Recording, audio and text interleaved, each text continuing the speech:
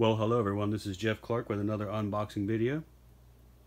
Pretty rainy day outside here in Kansas City, so it's a good day to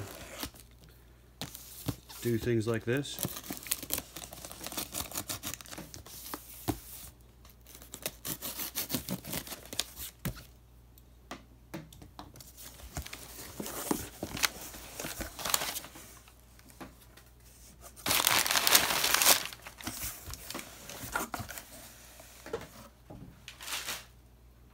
This model has come from Collectible Jets, and some of you may recall I have done a previous unboxing video of a Norwegian Dreamliner a couple years ago, which was from Phoenix. So today I'm going to get a chance to compare it to this one.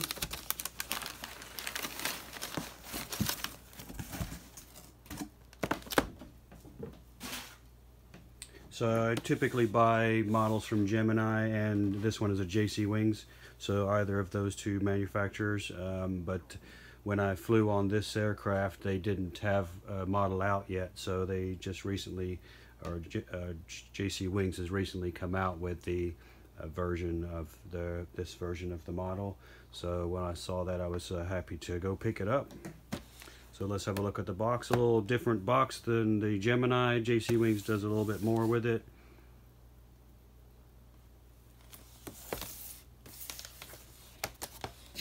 This is EI-LNI, which is the one I'm going to be unboxing today. Looks like they've got a shared box with the UNICEF Dreamliner. I've actually seen that one in Oslo here a few months ago. I was waiting to get the engines redone, so I got a couple good pictures of it. But this is Greta Garbo, and I have flown on this particular aircraft from Las Vegas to London Gatwick and back, so I got pretty lucky to fly the same one both ways.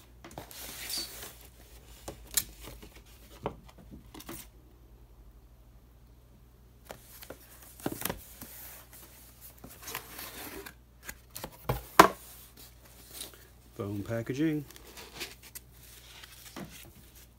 One of the deals with the Phoenix models is they used that plastic clamshell packaging, which had kind of done a little bit of damage to the model, so I wasn't really happy about that. So good to see that we've got better packaging here.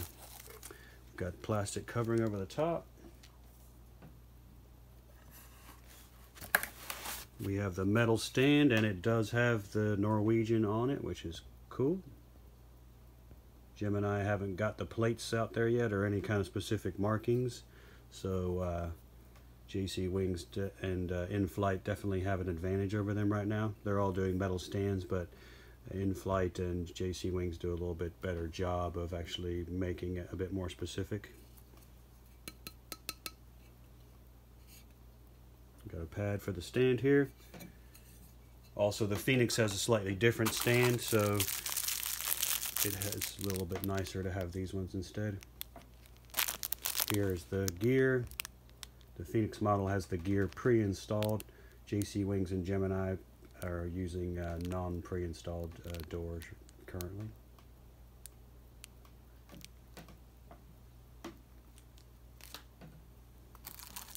And here is the covers if you choose to have it in an in-flight pose. And then some tools to take them out. So let's get her out of the box here.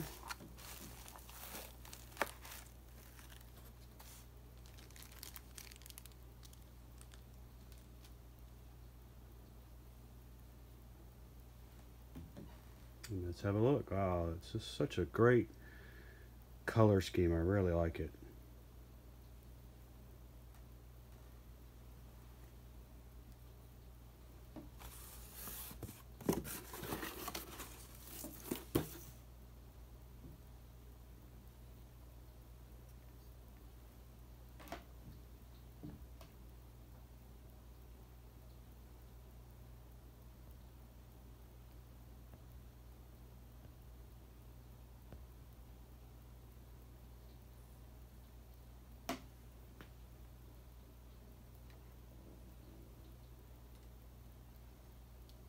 So Norwegian has this bright signal red color scheme with this dark blue line here. and then their Norwegian logo there.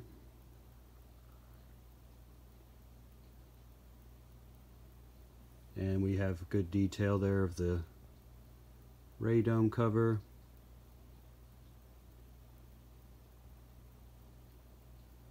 The cockpit windows and the wipers. Spray nozzles for the cleaning solution.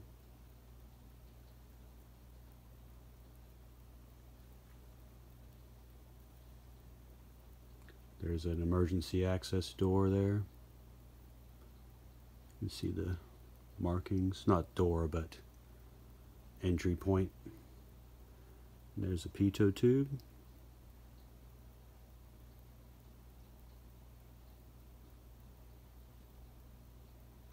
The L1 door with some really nice detail markings there.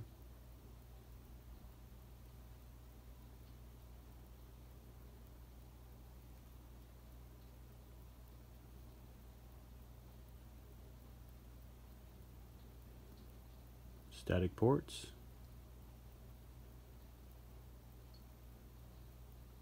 Those dark circles.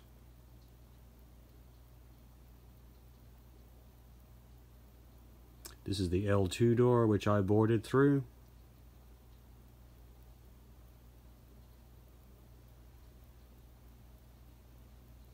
There's a marking there to the right of the door, but I can't quite read what it says.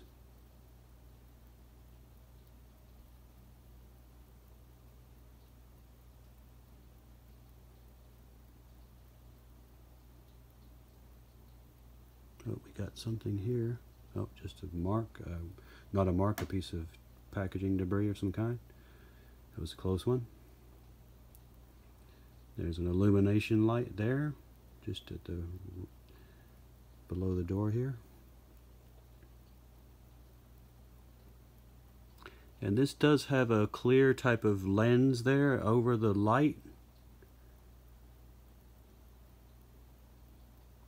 whereas the Phoenix just has the light painted on. So that's kind of interesting. I think it must be an LED light, so that's why there's no jewel in there.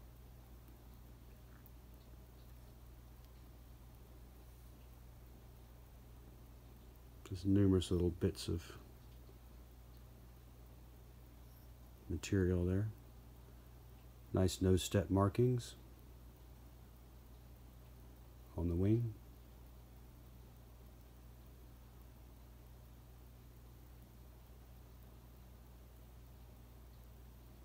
L3 door.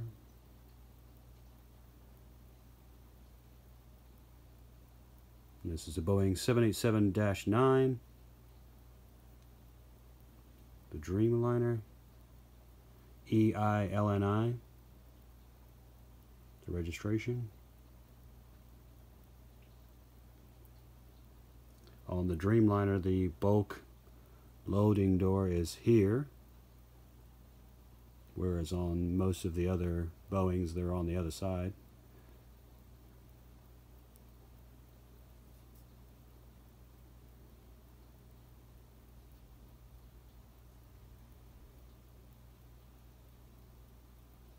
The rear entry door.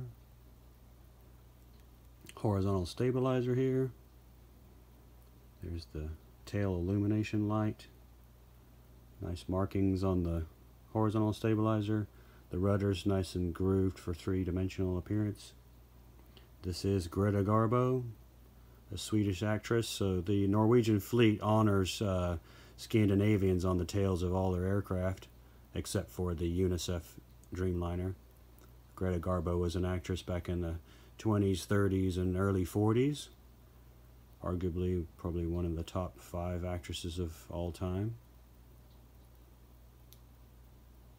Living most of her life in New York.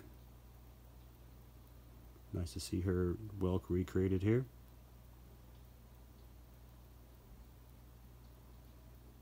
Let's look at the top of the aircraft. We've got emergency locator, transmitter antenna, VHF antenna, emergency access,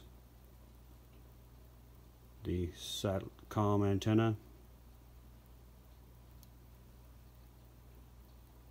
ADF antennas. There's two of those, and these normally would be raised up, but they're not. Emergency access. VHF antenna. Jewel beacon, which the Phoenix does not have a jewel, it just has the painted on. Emergency access point. Then there's a couple of air traffic control antennas, TCAS antennas. Something there.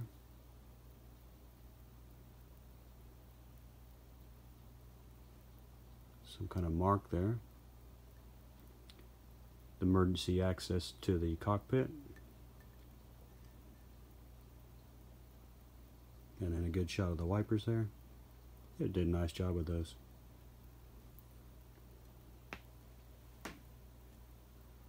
Take a look at the other side here. More entry points. The Dreamliner does have an emergency access door here below the cockpit.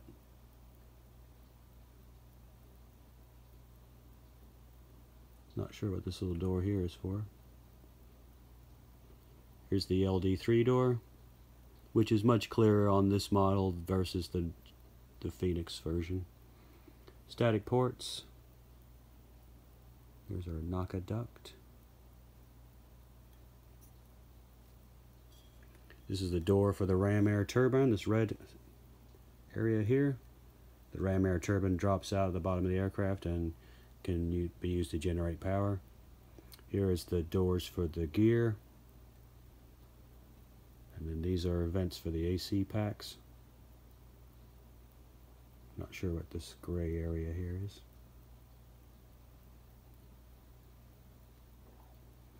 Norwegian.com nicely emblazoned across the bottom. Here's another VHF antenna. Little bump there, that's in the paint. So a couple of areas where this model could be in a little bit better condition.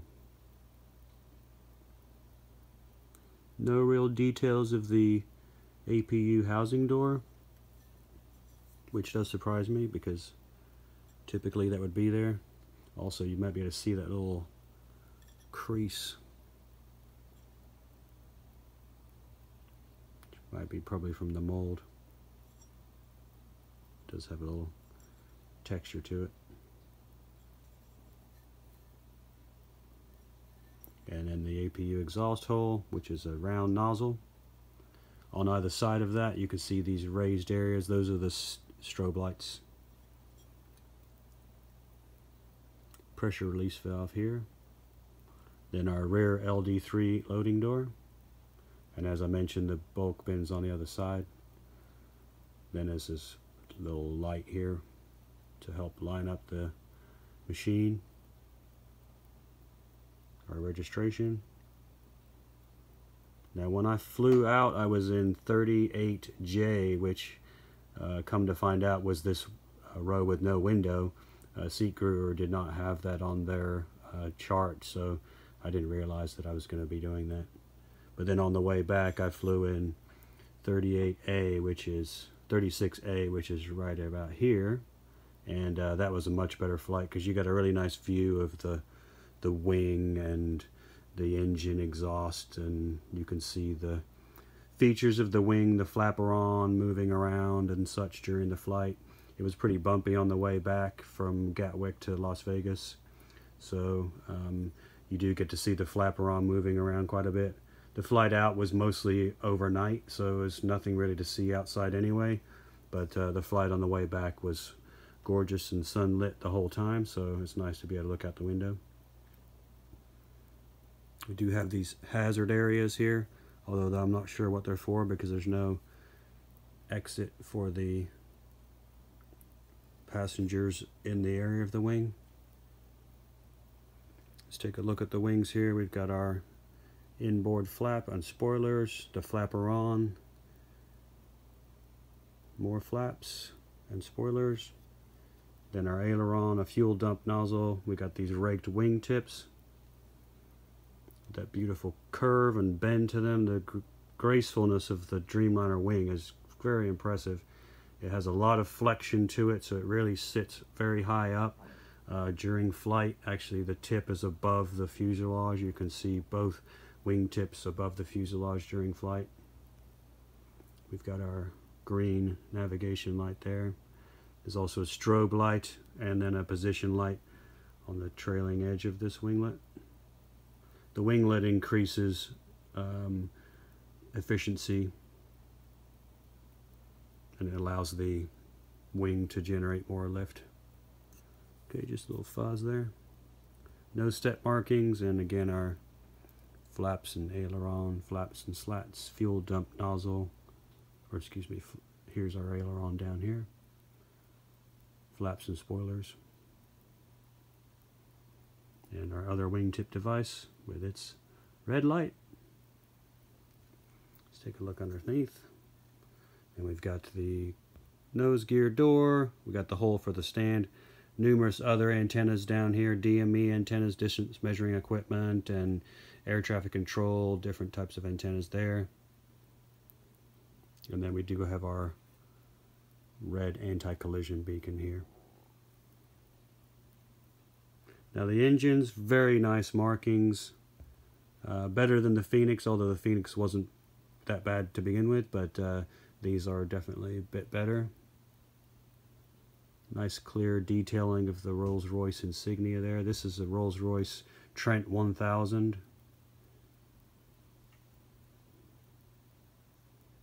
They also run the GE-NX-1B on the Dreamliner. These engines produce 71,000 pounds of thrust. All the hazard warnings are there nicely.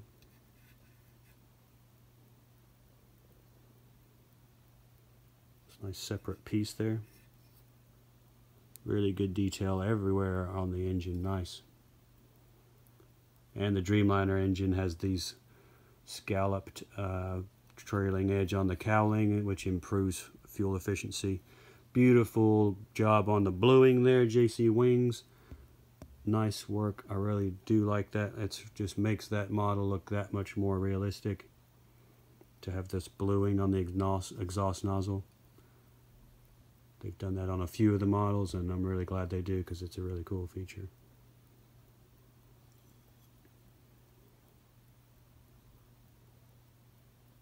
And those engines look good in there. We'll blow some air across those and make sure they spin. But the fan blades look really nice. It's an impressive engine to look into. So this aircraft has 35 premium economy seats here in the forward part of the aircraft, and then 304 economy seats. There's no first class. They are a low cost carrier. But, I mean, the flights are pretty reasonable. The seat was pretty comfortable. The Dreamliner is a great aircraft to fly in. So, the 10 hours I was on the plane weren't that bad.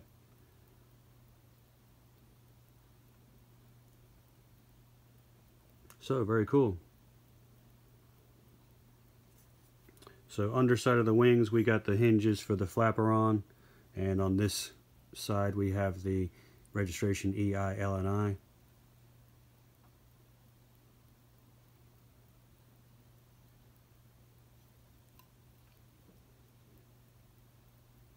And this was re-registered to EI-LNI in 2017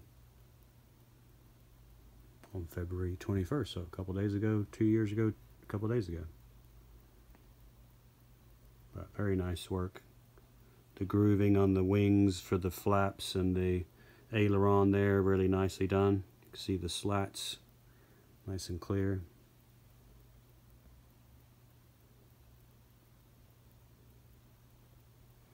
Engine nacelle, very well done. Nice and crisp and clean there.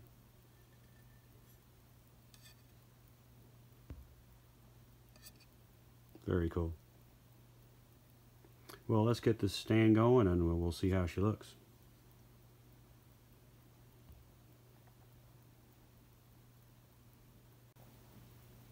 Alright, so let's see the stand here. A little bit of play there, but not too much.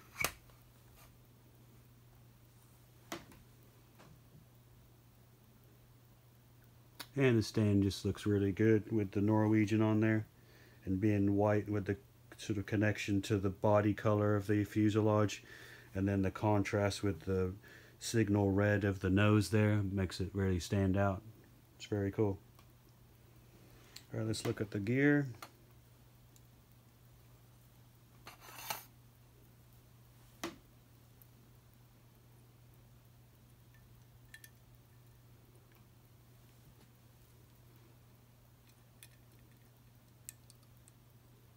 And the gear does roll, and it does tilt. This one looks a little skew-whiff there, you can kind of see it. And this gear is all metal. We got the covers built into the gear, the doors.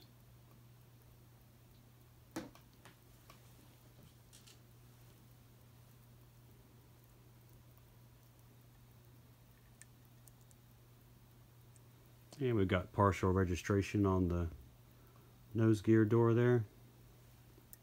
This does roll and it does turn. You can see the steering gear actuator, these little prongs that stick out.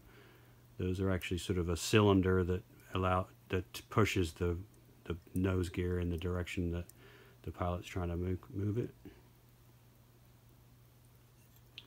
There are no dual lights, which does surprise me because I started to think that was pretty much become the standard for everybody now.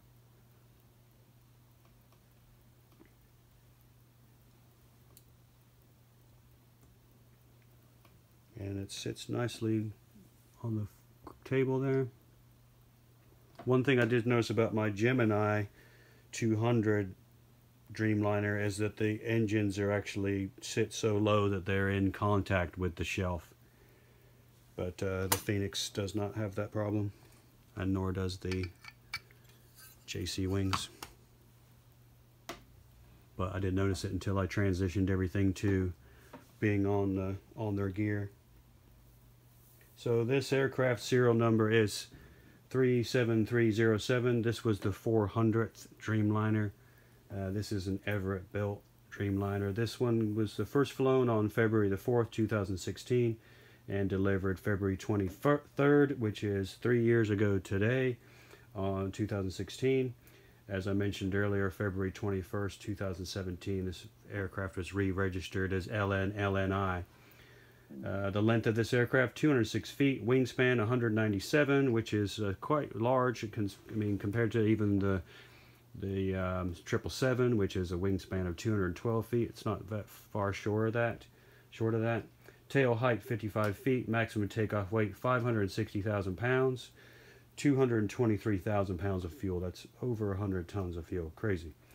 And so this has 35 seats, as I mentioned, in the business or economy plus, 309 seats in economy for a total of 344. This aircraft's leased from MG Aviation, not AvGeeks New Zealand. So I'm glad he changed his name to that. That's a little side tip. Greta Garbo was a serious actress from the 20s and 30s. And I flew this aircraft January 23rd and 24th, 2017, and which was an overnight flight. And then again on January the 30th from Las Vegas to Gatwick, and then the return flight. So Norwegian Air Shuttle is a low-cost airline and the largest in Norway. In 2016, they carried over 30 million passengers. They went long haul in 2013 and were sort of building up their fleet, and then invested and got some more Dreamliners, which they used to run their long haul operations. They were founded in 22nd of January 1993 and took over for a different airline called Busy Bee, which flew Scandinavian routes, and they took over some of those routes. And they had that airline had gone bankrupt in 1992, so they took up some of the operations of their flights and their aircraft and such. So SAS purchased the parent company of Busy Bee at one point, and then basically kept all those routes for themselves. So Norwegian had to kind of start doing their own thing, and that's when they got really going in 2001 and scored some of those special routes. Then they became a low-cost carrier and then rebranded as Norwegian later on in their lifetime, and ran originally 2 737s, eventually purchased Fly Nordic and then some other airlines, which allowed them to really get going. So now their fleet size 163, they run 152 destinations. They have a base in London at Gatwick since 2013, but their main headquarters is in Diamanten, which is an area just outside of Oslo. So they have 14 787s, and they're running those as Norwegian long haul. So Norwegian Air Service has a number of subsidiaries that operate different airlines and short haul routes and long haul routes and such, so it gets quite confusing. So they also have a Norwegian long haul subsidiary as well. So there's a lot going on with Norwegian, but they're a good airline. They're really changing the sort of picture of international air travel because they're flying people cheaply to these long haul destinations, and more power to them. I think that's great. So really glad to have been able to fly on this exact model, which is another great feature of these collections, is that sometimes you can pick up these cool aircraft, and I got really lucky. I got to fly on this one twice. So let's see if these engines spin.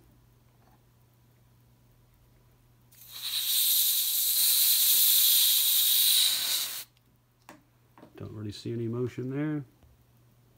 Sometimes they have a little stick to them, but that one's not moving.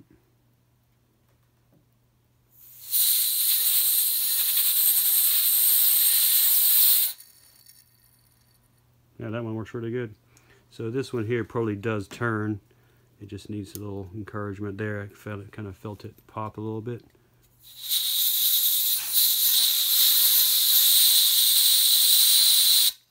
Yeah, cool. So it's nice to see the Rolls-Royce Trent 1000s working as they should. Very cool. So this is a really nice model, sold out now. Probably only chance of getting one is through eBay at this point. I got it basically as soon as it came available. I went ahead and got it ordered up, and it took a little while for it to show up.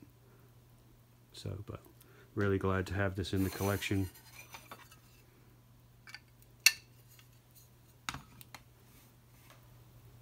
So let me know if you're going to try to get a hold of this model.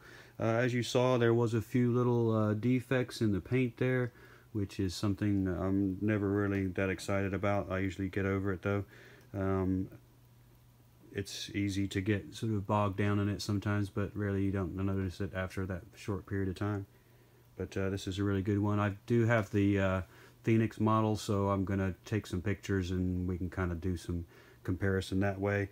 I do notice a few things already, which is this area on the wing which is painted, which I haven't seen on the Phoenix, and then the cockpit windows are a little bit darker on this one, and I think that's probably more appropriate to the real thing. So, but it's a Dreamliner's a really cool aircraft, and if you get a chance to ride on one, try to get on this one. And thanks for watching.